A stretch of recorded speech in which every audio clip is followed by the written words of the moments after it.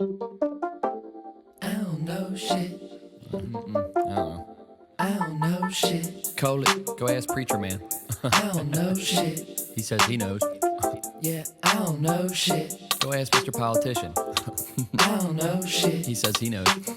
But me? Yeah, I don't know. On Hustlelutionary, I'm going to talk about the Tao of business, right?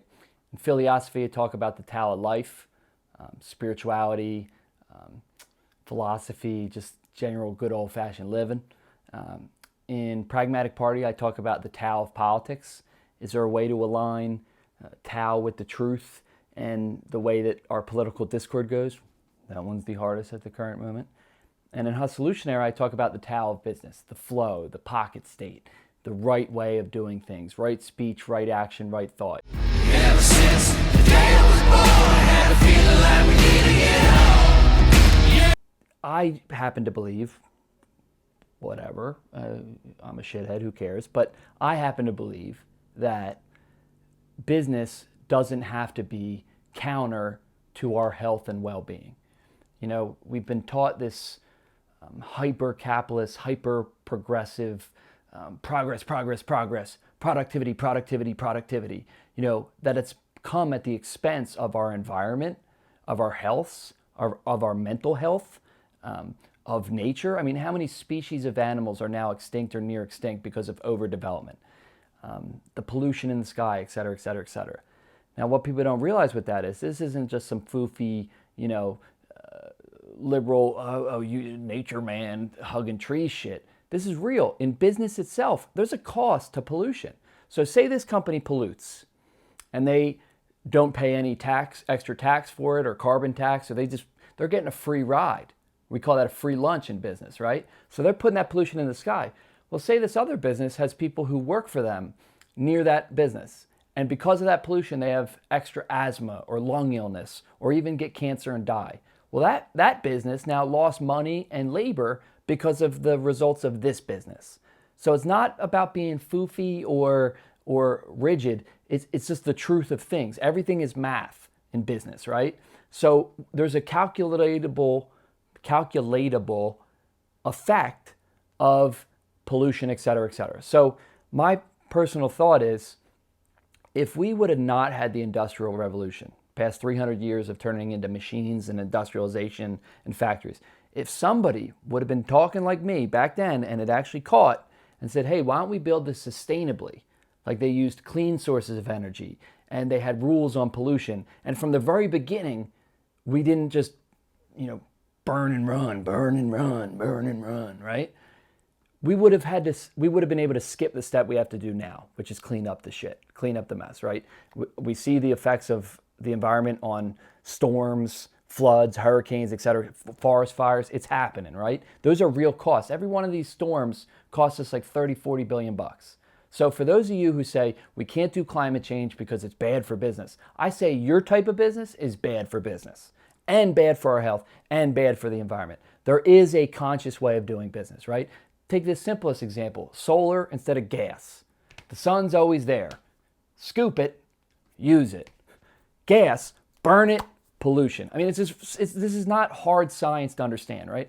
So my personal views when it comes to conscious commerce, as I call it, is find businesses that help people, aid all stakeholders, not just the investors and the owners, because eventually that's going to hit a wall and the environment's going to take a hit, our mental health is going to take a hit, well-being and joy is going to take a hit. We're seeing it all come to fruition right now. So we're seeing it very literally. This is not philosophical. This is the real effect, our real karma of our past actions. Now, the tough thing for us and people in my generation is this shit's been going on for 300 years before we even got here. So we can do our best for our own karma, but we're also going to have to deal with societal karma. There's a bunch of bullshit that's got added up that we now got to take care of and clean, or it's going to kick us in the ass later. So on this first Hustlelutionary, my main point is find conscious business, find a well-being type of business, do things that help and add value to people. Don't just sell them cigarettes and burn pollution. Find a way to do something in your own career, in your own businesses, in your own small businesses, for the big corporations. Find a healthier, more conscious way of approaching your business. But what the fuck do I know? Philosophy.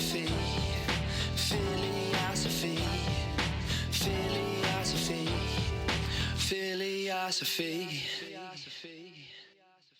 Today I want to talk about manifestation. Have you ever had that feeling where you're thinking about somebody and then they call you? Or you have a feeling that something's starting to bother you and then that comes to a head that day? That would be a positive and a negative example, right? It's like whatever you think is what you attract. And I've noticed it a lot more with myself lately, where if I'm thinking about something positive, it keeps on compounding and building. And if I think about something negative, even briefly, the next couple minutes to that day could be in flux, to the point that I even check myself like idea to idea, thought to thought. So if I have a negative thought, I go, ooh, cut that off at the source. Like thoughts are like monkeys swinging from branch to branch. So if you can stop the monkey, the thought, before it swings into a downward spiral, catch it on that first branch, you're like, okay, put that to the side. I appreciate life. I have gratitude towards life. I appreciate what I have, and I am abundant, and I am manifesting more. And then it happens. It happens. I swear to God, Jeebus, love, Tao, Hinduism, Judaism, whatever the hell you believe in, there's something metaphysical. It might even be some sort of quantum physics we don't quite yet understand yet. But there's a very real law of attraction that what you think and where you're at is what you attract. Like here's another example.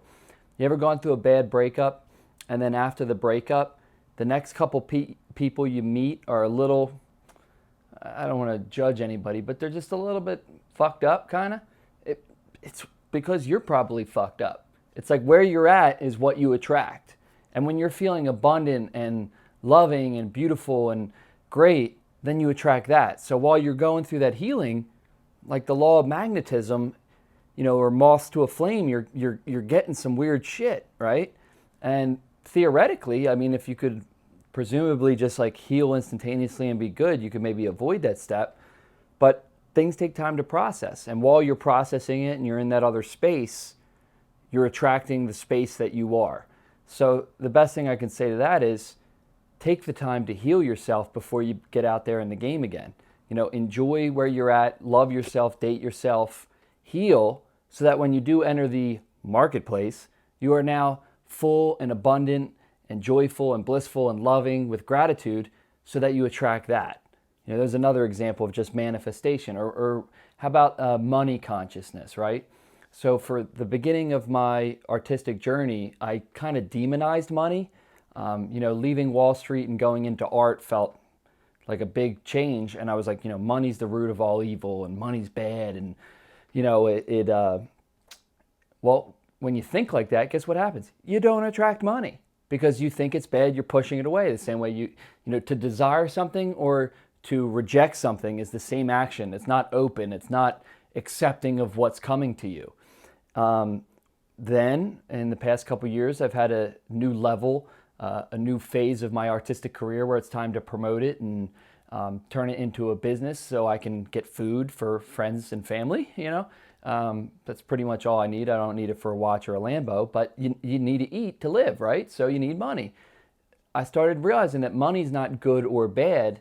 It's a tool. It's what you do with it that makes it good or bad. So if you take your money and you do conquest and tribal warfare and buying material things, it's probably going to leave you empty or negative. Whatever you do with the money determines whether it's good or bad. So that would be negative. And if you use the money you make to make more art and truth and to share it with loved ones and eventually accumulate enough that you can give back to the world, well, then money was a very good thing. It's what you make it is what it is. It's a tool. It's a neutral tool. So once I started thinking like that, now I've been attracting a lot of money towards myself. And it's not good or bad. It's just, the law of attraction. Because I'm open in my money consciousness, I can attract it. It's really neat how it works. And it's getting really fine-tuned lately, where if I'm thinking about somebody in the morning, within an hour, they hit me. If I know something's next in the steps that feel right to my soul, the universe kind of teams up to support it. It's fucking amazing. After, a couple years of difficult times from the COVID and falling on my head and all sorts of wild stuff. During that time, I attracted all sorts of flux because I was in flux.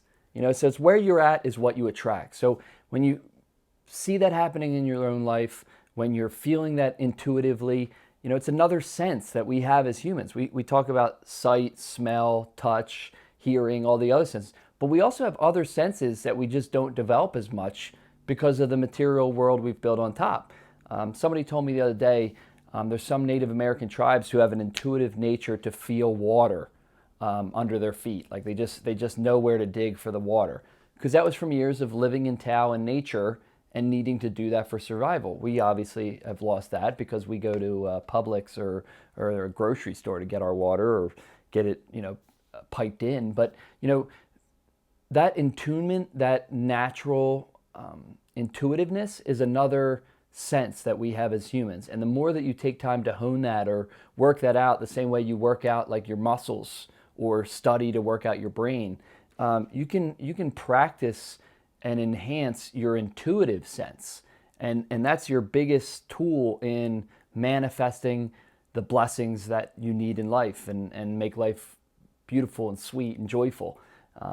Personally, I don't like the word blessings. I have like a weird thing against it. It just sounds like egotistical or something. It sounds like Calvinism where you're chosen, you're special, you're blessed. I don't believe in that. I believe everybody's blessed. Everybody has the attunement for this thing that I'm talking about. I like the words gratitude better and thankfulness, where it just kind of makes you a little more subservient to Tao or God or nature or whatever it is, this thing that provides for us when you ask it. I like that better than blessed, because blessed just seems to be on the ego. But I'm getting into linguistics here. But so in your own intuitive manifestation journeys, just feel it. Just feel it. Work it out, find it. Take a day where instead of making decisions based off of logic or making decisions based off of obligations, try to live just one day based on intuitiveness. What should I do next? Then do it. Ask God or Tao, what do I do next? And then do it. And just follow that. And what do I want to attract? And pray and put energy towards it. And I'm telling you, you're going to see the results. It comes to you. I'm now down to, I can't even let myself have a negative sentence because I know that's going to send a little shockwave in this magnetism poem I got going. I don't even want a minute of it. If I have an egotistical thought, like I rarely think this thought, but I'm human, we all have them. Sometimes I'll be like, man, I'm the man. And then I immediately stub my toe or spill something. It's like God or Tao being like, all gratitude goes to God or Tao or whatever you want to call it. Whatchamacallit. You can't let that ego seep in and you can't let that fear seep in. You just want to have a clean water with the Tao. And the more you're in tune with that water, each manifestation is just a ripple in it. So when you have the thought, it becomes a ripple and then it attracts. So be very careful with your thoughts. Don't beat yourself up and don't be hard on yourself, but follow this a little bit. See how it does for you. I think it'll help a little bit.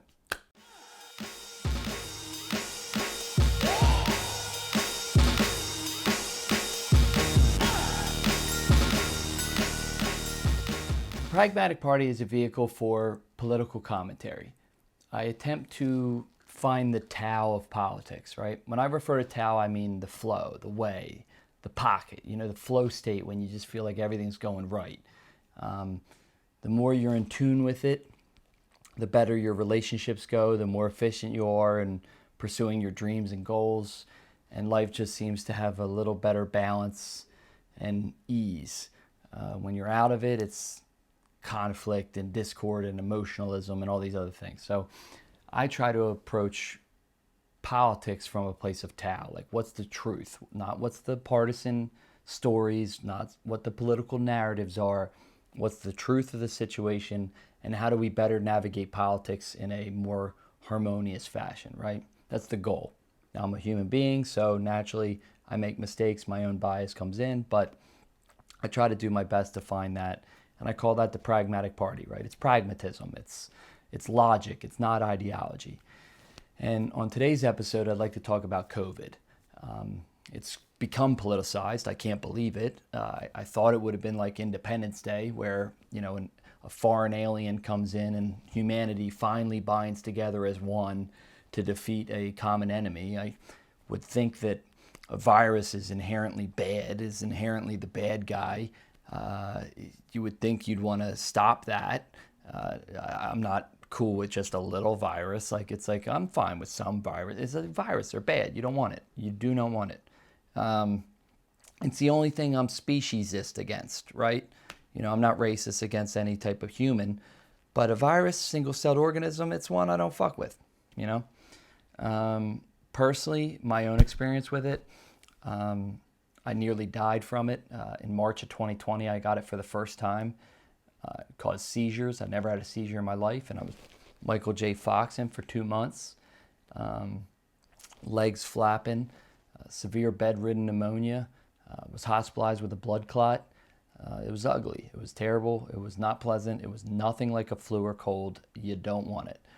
The long haul effects of it felt like dementia for a couple months, impacted my speech. It was really strange, terrible experience, and it has these lingering effects that give you fatigue and stuff. You don't want it. And then I got it a second time in December of 2020, 6 months later. So I can only surmise from that the antibodies don't last very long. So from those decisions and places of experience, I decided to get the vaccine. And I'm glad I did. I didn't have any side effects. It even calmed the long haul effects. And I highly recommend anybody to get it. At the same time, I don't believe in mandatory vaccines. I don't believe in people being forced to make a decision. If it's a good idea, it'll rise to the top. More people will do it.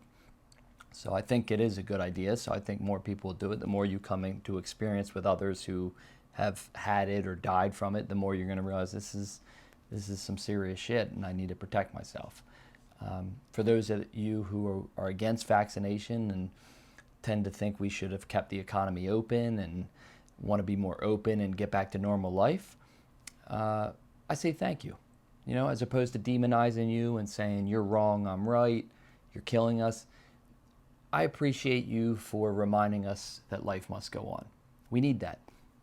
You remind us that life must go on. We can't live in fear. Think outside the box. Be free thinkers. Don't just listen to the narratives.